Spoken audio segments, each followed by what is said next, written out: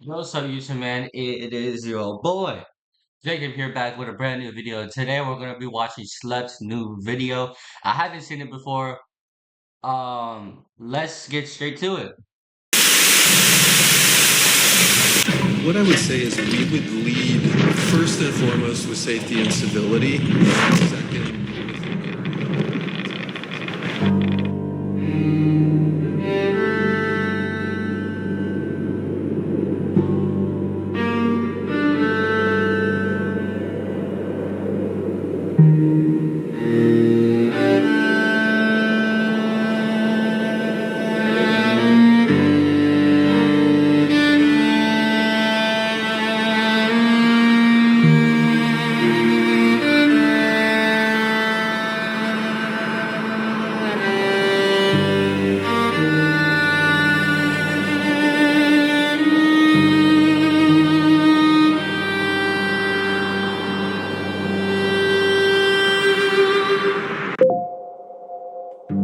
It all started with this one email, one message. The same platform I was victimized on, the one I was fighting to make a safer place, they had just sent me a cease and desist letter, threatening to destroy my life. And you might be wondering, what crime did I commit? 6 predators on their platform are no longer harming their users, because I got them arrested in real life. I did the job that they should have been doing, and they repaid me by terminating every account I own, and saying they would sue me if I ever touched their site again. Before this, Roblox's safety failures were impossible to ignore.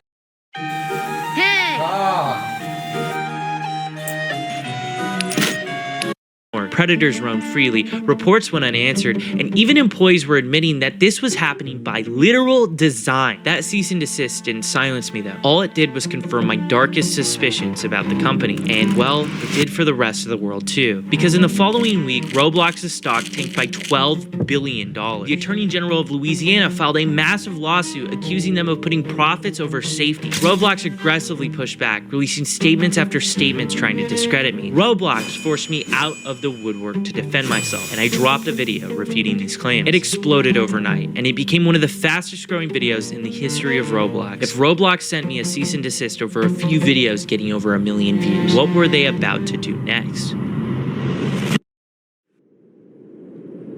There was no next, no response, no statement, just silence. And that silence didn't feel normal. It felt intentional, calculated even. It felt like they were quietly preparing for something big, and at the time, I just didn't know what.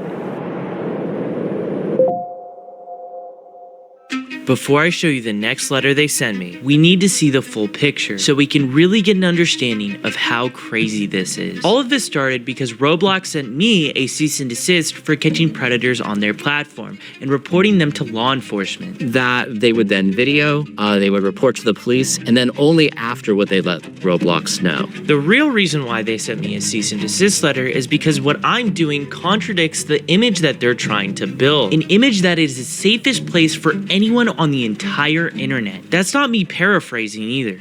ultimately Roblox is the safest place for anyone on the internet. We can say that safety issues are not widespread or systemic on Roblox. Our guiding vision is to create the safest, most civil community in the world. A lot of the negative press has come from things that have happened 5 years ago.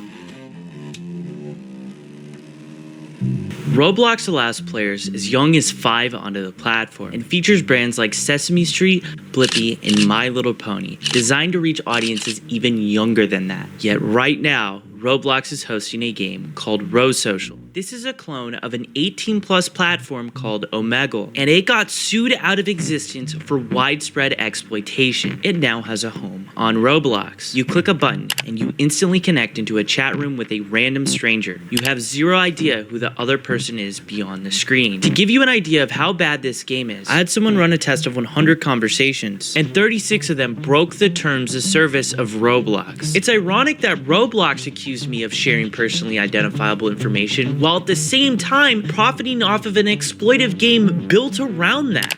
Quick update. I showed this game to a known Roblox developer with contacts. After seeing what this game allowed, he filed an official Roblox support ticket, and absolutely nothing happened. Because of this, he decided to go public, sharing how insane it was for a game like this to even exist in the first place. And only then did Roblox finally take the game down. By then, this game had already amassed over 2 million visits. Who knows how many people got exploited because of this game. It's also worth noting that Roblox allowed another Omegle-style clone to reach 250 million visits before it was finally taken down in June. But it wasn't taken down by Roblox. The developer of this game took it down themselves because there was so much exploitation going on in it. If the developers are the ones shutting down their own games because of that, that shows there is a severe and critical safety failure going on at this company. Roblox, as of this moment, allows and hosts a Tinder-style game called Friend Me. It was removed 2 years ago, and yet Roblox allowed it to come back under a new name. It works exactly like Tinder. Swipe left to skip, swipe right to like. And if you match with them, you get put in a private chat where, to nobody's surprise, the exact same activity takes place. This is only a small amount of the widespread exploitation issues taking place on Roblox. No matter what age, what type of player you are on Roblox, at the minimum,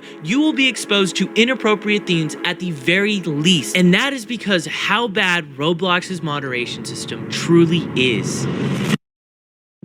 Roblox is actively funneling their users onto a platform called Discord, one of the most unsafe, unregulated spaces on the entire internet. All you have to do is click a button, zero warning about what is taking place on this platform, you are entered into one of these servers. Roblox and Discord's relationship can only be seen as business partners. They're not only directly integrated into each other's platforms, Roblox has actually gone as far as to buy software on Discord. Roblox and Discord are named as defendants in multiple lawsuits because people have been hurt because of this. Roblox loves to tout around about adding 100 new safety features this year. Well, I had someone put these safety features to the test. New account, youngest age possible, every single restriction turned on, and chat disabled. You think you'd be safe, right? Not even close. What you're looking at is pixels, because beyond that point, it is too graphic to even show or describe here. And Roblox's own algorithm recommends games like this to their own users. Their parental game blacklist caps at 100. Mind you, there are millions of games on this platform. There's no avatar controls, meaning whatever another person creates, you can see. Roblox doesn't have a comprehensive reporting outcome dashboard. Roblox doesn't have a whitelist feature, allowing parents to only select a certain amount of games that their kids can play. YouTube Kids literally has this. And their own employees at the company have stated safety features have been denied because it hurt engagement. Then there's the awful Roblox reporting system. We've sent Roblox reports of predators through their system after felony arrests, and in multiple cases they refused to act until I made videos. Ask anyone in the community. People have lost faith in the moderation system entirely. Their own numbers show one of the lowest moderator to user ratios than any other major social media platform. And just remember, those other platforms aren't marketed to the youngest demographics online. They claim a lot of the negative press has come from things that happened 5 years ago. The major situations creating the biggest buzz have happened within the last 1 to 2 years. And the person who said that, she works for Roblox, while sitting on multiple councils shaping online safety policy. Lawsuits against Roblox have pointed out this insane conflict of interest, influencing safety legislation while working for the company under scrutiny. But this is the core of Roblox, a billion-dollar company that calls itself the safest place on the internet for anyone, while knowingly hosting, profiting, and ignoring one of the most dangerous ecosystems on the internet.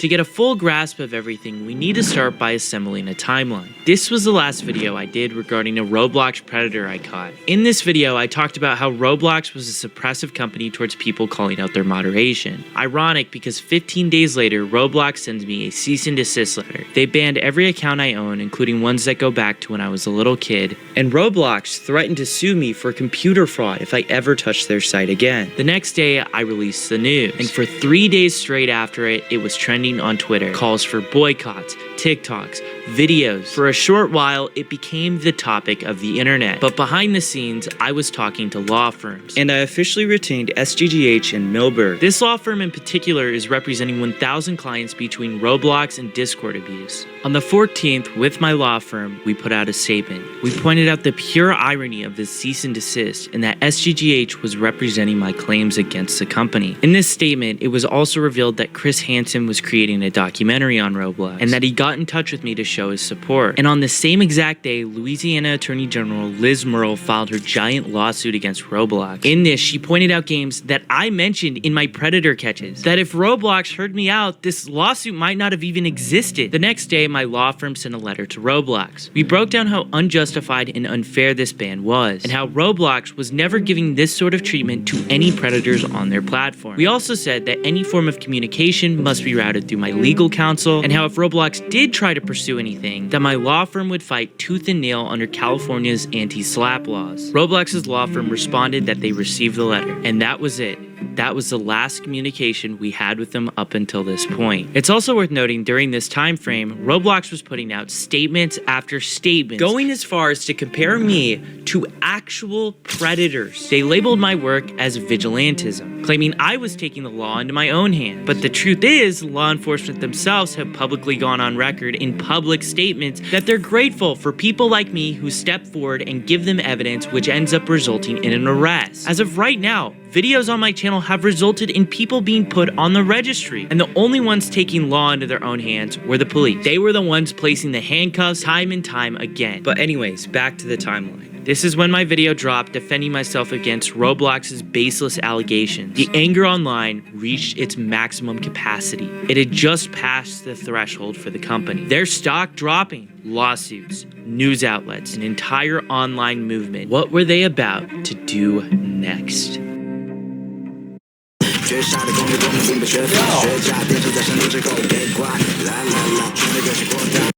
He's actually entertaining as fuck. Not gonna. Oh, Hi, Michael. I understand our decision to moderate and ban your accounts came as a surprise and something you wholeheartedly disagree with. That said, our intent has been to keep the platform safe, and I believe that is something we have in common. Would you be up for a conversation to see if there's some way we can keep you active in the Roblox community? Since the very beginning, I had been begging Roblox for a direct line of communication. Just one person inside of the company who would listen to me. Time after time, they ignored me. I told them how I was victimized on their platform, how I was trying to help make it safer, and how I had evidence and information that they crucially needed. Never once did they hear me out. Then, after them threatening to sue me for computer fraud, an entire online movement, and them losing $12 billion in market value, they finally decide to hear me out. They had the nerve to say we share the same interests. Really? Because in your response to me, the CEO was defending the game Meep City. And in this, they said it wasn't the developer's fault, even though he was enabling these features and has publicly made statements like this. This game has 16 billion visits, and it's been one of the biggest safety problems on the platform for almost a decade now. To prove how unsafe this was, one of the biggest Roblox content creators joined this game, and within 4 seconds, they were exposed to inappropriate stuff. This was the game Roblox was defending. We're supposed to believe you guys care about safety? Trust me, I want to believe you. You have no idea how much I want that to be true. But how can we believe that after everything that has just happened? Then came the part about keeping me active within the Roblox community. This was their supposed olive branch. My supposed ticket back onto the platform I'd been playing since I was a little kid. But the thing is, this was never about me getting unbanned. It was about the victims, the players, the community that has been neglected forever. Roblox thought that this was about a few accounts. They thought if they just pressed the unban button, all of this would go away. I would trade every single account I own for Roblox to make the basic moves in safety that they did after Liz Murrell filed her lawsuit. They should have made these changes a decade ago. And who knows how many people this has prevented from getting exploited. What they don't understand, that you and I both get, is that free Schlep was never about me. It was about exposing the systemic safety failures that I proved existed before and that I still proved existed today. It was about how Roblox will show immense force against someone trying to simply help, but never share that same energy with predators that are operating freely on their platform. And it's also worth considering the person who wrote this email wasn't just Roblox, it was Matt Kaufman. Matt Kaufman was just comparing me to actual predators. But in this, he insinuates bringing me back onto the platform. That's how disingenuous all of this reads. But none of this at all compares to the biggest red flag in all of this. Going back to the timeline, when we responded to Roblox's cease and desist, we explicitly wrote them that all communication must go through my legal counsel. This email was sent directly to me through the 2 emails that they sent the cease and desist through. Matt Kaufman went behind my lawyer's back to directly contact me. This wasn't just insanely inappropriate, but it was also really suspicious. This, at the end of the day, was just a PR war for Roblox. I had to consider, was this a possible trap? Were they trying to bait me? Something just reeked so fishy about this, and I wasn't gonna go into this blind. As of this very moment, I'm still open to talk to Roblox about how they could fix safety problems, but one key thing needs to happen. It needs to be in good faith, and I needed to make sure this email was actually in good faith. So before I did anything, I waited for one thing in particular. I wanted to see the next statement Roblox would make about me, because if they believed my intentions were good, then logically, if they were acting in good faith, they would stop lying about me in the media. To nobody's surprise at all, they kept going. Their smear campaign continued despite Matt Kaufman's email to me. That's when it clicked. This email didn't come from a place of sincerity. It came from fear. In just a week, Roblox was set to host their biggest yearly event, their equivalent of an Apple keynote. This moment defines their public image for the next year. At the same time, David was on stage at this event. I was gonna be on stage with no other than Chris Hansen, also a detective who's actually worked on Roblox predator cases, and my lawyer. Roblox releases their statements claiming they have experts. It's only what they're claiming. For me, the people who had my back were real. Do you know what Roblox is? Because if you don't, your children do. And if you've been following this on social media, you will know this next young man I'm going to introduce, Michael Schlep.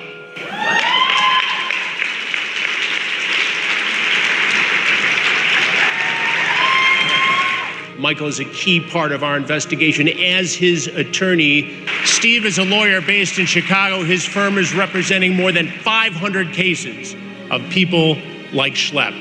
And we're also very fortunate to be joined by a dedicated detective, Henrik Austin, from the Marion County, Florida Sheriff's Department, with whom I've been working on this very investigation. Welcome, Detective. Thank you. Schlep, let's start with you. Tell me about your early experience on Roblox. Why did you enjoy interacting on the platform? Well, Roblox, it was a children's game, you know, it was like little Legos, you know. I thought it was a cool game. It evolved into me like taking it seriously, learning programming a little bit, and you know, I thought it was cool, but it was pretty like crazy to see like how it evolved from something innocent to something really bad. There was a series of incidents where a very well-known content creator targeted you. Yeah. Tell me what happened. I met a very popular game developer. You know, I looked up to him because he created a game. He was a bit of a hero to you. Yeah, he created a game that I really liked. You know, I was like, oh my gosh, he's talking to me, he's interacting with me. I'm just a little kid. I didn't think anything of it. And what was created was this power dynamic. It evolved into him taking advantage of me, and it went on for years. And my mom contacted Roblox about the stuff that happened to me. And they totally brushed her off. That's just ridiculous. No action whatsoever. No action until years later, until another female developer came forward about her experiences, and only then he finally got removed. And Schlep, I want to talk in a moment about your recent activism, but first I want to hear from your attorney. Steve, this is one of more than 500 cases your firm is handling against Roblox. Yes, that's correct. And we now represent over 800, Chris, survivors attributable to Roblox and to Discord. Just a shocking number of cases in and of itself. But we're one firm, and what we're finding is that there are thousands of survivors like Schlep. Detective Austin and I have known each other for several months. We had sat down and interviewed Detective Austin about his cases in Marion County involving Roblox. And listen to this for a second. Not only did they bust a 17-year-old, but there's another case in Marion County, in this one county in Central Florida. So if those two cases come to our attention just in Marion County, Florida. What is happening in the rest of Florida? What is happening in the rest of the United States? What is happening in the rest of the world? For those of you that don't know about NCMEC, National Center for Missing and Exploited Children provided us with some information about someone that was believed to live within my jurisdiction, that they were engaging in quite a bit of exploitive behavior, extremely explicit conversations, executed a search warrant on the residence of the person I believed to be the predator, and met Christian Scribbin. You know, we had quite a conversation, and it was unbelievable to see his perspective and the scope of just what one person, one 7-year-old person can do in a short amount of time. Dealing with Roblox, is enough being done, in your opinion, as a detective? I can speculate on exactly what's being done and what's not being done. I can say that when I had this particular case, I don't know if it was because of the media coverage it received or if it was for some other reason, but I did meet with Roblox. Over a Zoom call, I met with quite a bit of their outreach people, and we spoke about certain things that could change, things to take away from this particular case. I think until we can say that this is not happening anymore, enough is not being done. What made you decide to show this predatory activity that was going on Roblox? What made you become an advocate for this? So I started out as just a normal Roblox content creator. I made games on like a really basic kids game. You would see it, you would not think there's any way predators could infiltrate this game or anything like that.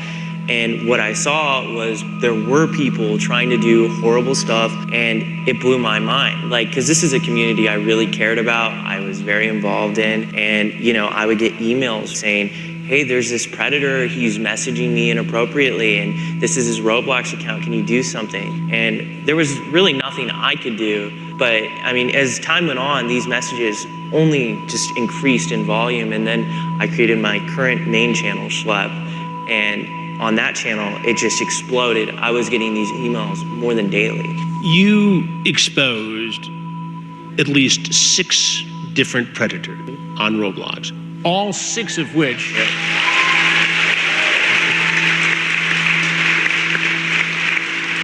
Parents of children who play Roblox. If your child was sexually exploited, abused, or pressured to share explicit content by someone they met on Roblox, you may qualify to file a claim. Estimated compensation varies depending. all 6 of whom were prosecuted by law enforcement.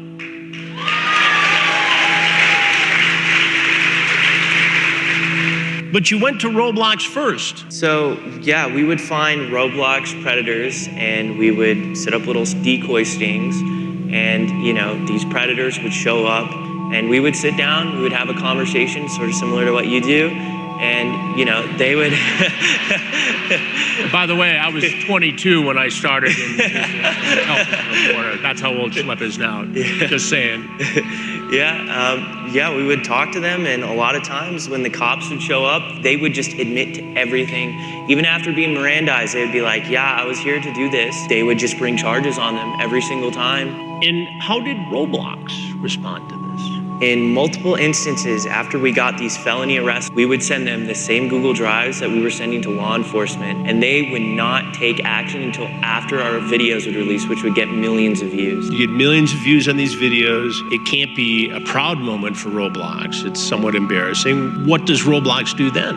I made it very clear to Roblox, you know, I was willing to handle stuff privately with them, and I just wanted a line to the company. After one of my first arrests, that was literally what I put out. I was victimized on this platform as a kid, and that I wanted a line so I could properly communicate with them to report these individuals. They never gave me anything until what happened very recently. Which was? A cease and desist letter. A cease and desist letter. So get this, all right? Schlep, who's doing this work, receives a cease and desist letter from Roblox, essentially threatening legal action and insinuating that he was breaking the law and certainly breaking the terms of service. With Roblox. They had an opportunity to make Schlep a partner, an ambassador of moderation, of safety, and instead, what we're seeing is Roblox has its public-facing actions, which are very, flowery, positive statements about everything it's doing about safety. And behind the scenes, they're trying to silence critics. They are removing content that Schlep and others have identified from their platform to cover their tracks. And they are trying to move cases that have been filed, including cases that we filed, into confidential arbitration, where public scrutiny of the choices they made, of what they knew when they knew it, would be completely impossible. Is this arbitration a normal part of dealing with a case like this, or is this a way to hush people? It's a way to hush survivors assault. It's something that the United States Congress in 2023 decided through legislation that they were not going to permit. But it's not even just a question of law, because we're confident we're going to beat down the arbitration provisions, but it's a question of values for Roblox. What are Roblox's values? And they have core values that they represent to the public. And I can tell you, if you go look them up, they're the complete opposite of pushing minors into a confidential arbitration. Detective, I don't want to put you in a position to give away tradecraft, because this work you do is so critical and so important, and we've had the benefit of seeing you in action. But based upon your work, going after predators and people who exploit children, are you surprised at the level of predatory activity on this platform? I'm not surprised based on how it is set up. I am shocked that it is there and that it is continuing. I feel that there's specific things that, getting into tradecraft, I can't specifically talk about here, but very specific things that could be done that would be easy, that would quash a significant amount of it. I know that information has been relayed by myself and other investigators. So you and other detectives have shared your thoughts about this based upon real-life investigative experience to the company, to Roblox. Yes, and they facilitated those interactions, which, on the one hand, that's fantastic. I meet with them, we talk about a few things, they say, okay, we'll have to get with our people. I'm at another interaction several months later, and the same things are brought up by other people, and the reaction is the same. Oh, these are great ideas. The same people I spoke to several months ago. I don't know what's happening behind the scenes. All I know is the of children is continuing. It's continuing as we sit here on this stage, even though you and others have given suggestions, concrete steps to prevent it from happening. Detective, what do you say based upon everything you've learned, everything you know about the activity on this platform? What do you say to parents?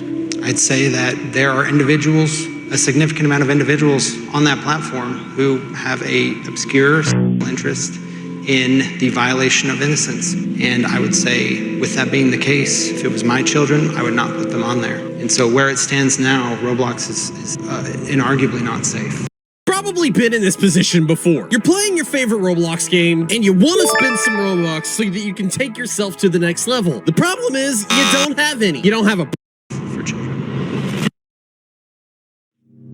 So you might be wondering how Roblox's event went while I was on stage speaking about them. Their event opened with a warning to anyone who planned on causing a disturbance. We ask that everyone let presentations and discussions run without interruption. If an interruption does occur, that person will be asked to leave RDC.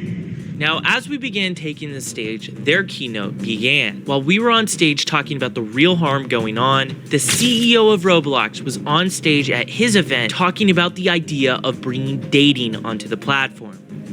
Let's up this to 18 plus. So this one's controversial, but here's what... This is while multiple lawsuits are being filed against Roblox every single week. Instead of addressing those cases, they are on stage at the exact same time we are, entertaining the idea of turning this app primarily played by kids into a dating platform. Then Roblox went ahead and rushed out a brand new panel to deal with all the outrage, to show how transparent they're being towards safety. And during the entire session, the word predator wasn't even mentioned mentioned once. They talked about safety while single-handedly ignoring the biggest safety problem on their platform. What do you call this other than PR theater? None of this remotely compares though to what happened when a CNBC journalist confronted the CEO at RDC about me live on television. Now let's talk about safety. This is you did have a new safety announcement this year. The age estimation. Basically, someone takes a selfie, they could see it. At the same time, there's the Louisiana Attorney General's lawsuit against you. There's also the Schlep controversy, this sort of vigilante, so to speak, and you kicked him off your platform. As you guys continue to think about safety and go after this, why is it so easy for someone like a Schlep to go in and play Chris Hansen and sort of find these things that you guys aren't finding? Yeah, I want to highlight. To save you the next minute and 30 seconds, the CEO completely ignores the question. Instead, he goes on a tangent talking about how safe Roblox is. He talks about safety features and parental controls, which I've shown in this video are deeply flawed. And he doesn't acknowledge me once, despite me being the question. The interviewer asks him once again, as direct as you possibly can be. If David ignores this, it will be most definitely viewed as him refusing to answer the question about my situation. This is a very passionate issue among your user base, your community, and they find stuff too. And it was a big controversy when you kicked this guy off the platform. Yeah, we want to highlight. How should they be thinking about that? Yeah, we want to highlight really, we have no tolerance for people who don't follow our policies. And so, for example, we don't allow people on our platform to impersonate other people or to do other things on our platform. The CEO of Roblox is outright lying about me. I already addressed this point in my last video. Impersonation means I'm taking the identity of a real person. We have never once done that. Our decoys are fictional profiles built from nothing. The images used are from adults that work with us. Since there's no identity, there's nobody to impersonate. Roblox is once again painting me as a villain. But this moment here is different, because after demonizing me, he's about to try and play both sides. We're really consistent, but I would highlight, we've reached out to Schlep, we've reached out to the General. We love their, feedback and input to how to scale our system. It's why we focus so much on keeping everyone on Roblox where they can share images, or where all text is filtered. Roblox went from lying about me to praising my feedback in the same sentence. For more than a year, I had been begging this company for a line of communication. They ignored every attempt. Now they are using that inappropriate outreach to me as a PR talking point in interviews, as proof that they are engaging and doing their part. Here's what David does not say. He does not mention that they went behind my lawyers' backs. He does not mention that his team had spent weeks publicly in the media comparing me to predators and mislabeling me as a vigilante. He does not mention that even after the outreach, they continued attacking me, and that in this very same sentence where he pretends to play both sides, he is still lying about me. This is not a company trying to work with someone in good faith. This is a company trying to rewrite the record publicly while they continue the same behavior that they claim to have stopped. After this interview, my law firm made a letter to Roblox's legal team, which was also posted publicly. We mentioned all the following points on how inappropriate their behavior was. But we made it clear to Roblox, even after everything that they've done, we are still open to a conversation, but only on basic good faith terms. If Roblox is sincerely interested in a constructive conversation about platform safety, we are open to engaging in such a dialogue, provided it is not conducted in a context where our client is simultaneously being threatened, publicly maligned, and privately courted without notice to his legal representatives. Critically, any such discussion must also address how Roblox intends to become accountable to the hundreds, if not thousands, of individuals who have been exposed to predation as a result of using the platform. To date, despite publicly attacking Schlep and hastily introducing safety features in apparent response to the unfavorable publicity generated by his advocacy, neither Mr. Kaufman, Mr. Bazooki, nor any other representative of the company has asked a single question about the devastating number of survivors of misconduct facilitated through the Roblox platform. It's been almost 2 months since that letter was sent to Roblox's law firm, and they have not responded to my attorneys. Roblox reached out to me only after the damage was done, and the way they did it was inappropriate and self-serving. They tried to hold that outreach up in the public as proof they engaged and cared about what I had to say, while still continuing the same disgusting attacks. Even after that, I didn't reject them. All I did was wait, and then I countered with two basic conditions: honesty and a basic discussion for the victims that they themselves have created. And well, that was too much for them, because they never responded back. Build a website you love with Wix, where your words create your brand. Maybe I could have come back to Roblox. Maybe I could have even worked with them like they suggested. But if a company cannot agree to something as basic as speaking in good faith, then there's something deeper going wrong here. I will not trade my voice for a few Roblox accounts. At the end of the day, there's thousands of survivors who were not listened to, who were dismissed, who were harmed on a platform that told the world it was safe. After what happened to me when I was younger, I searched the world for that voice. I will not stop speaking out for the thousands of victims that this platform has created. And the reality is, I think Roblox knows this. And I think this is why they didn't reach back out. And if that means I'm banned forever and can never play this game again, well, so be it.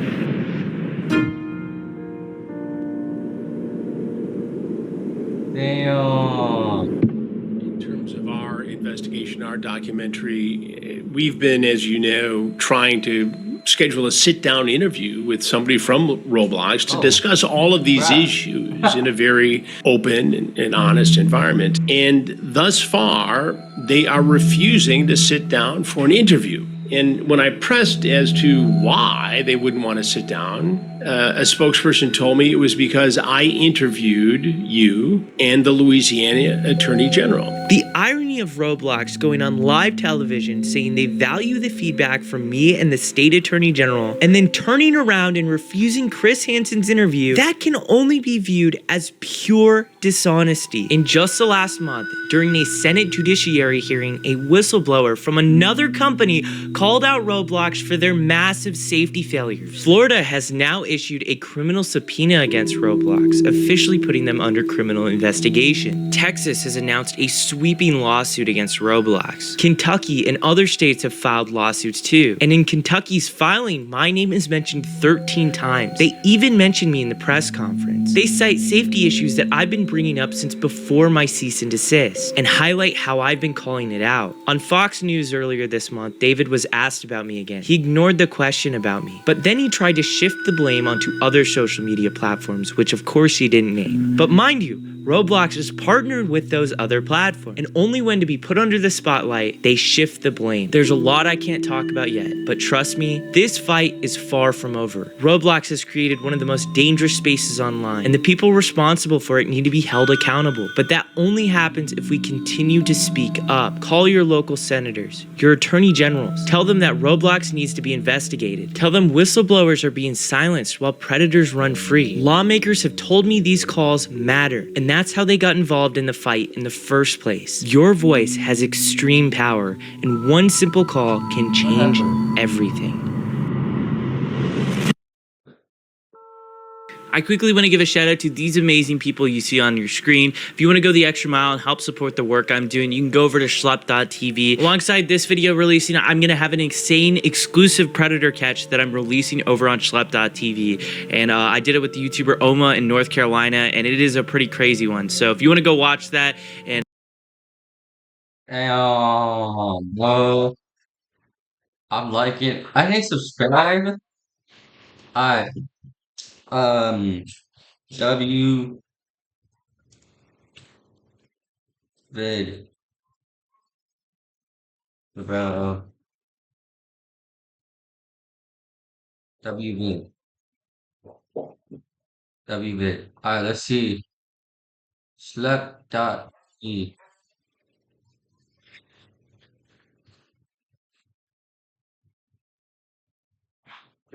Oh no.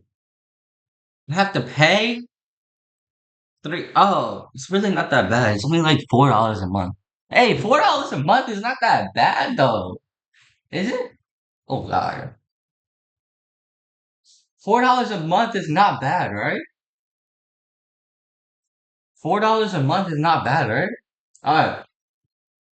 I have to edit this video. I don't know when this video is gonna come out, but I love y'all boys. I don't know when this video is coming out, but have a good one. I love you guys, and I'm out.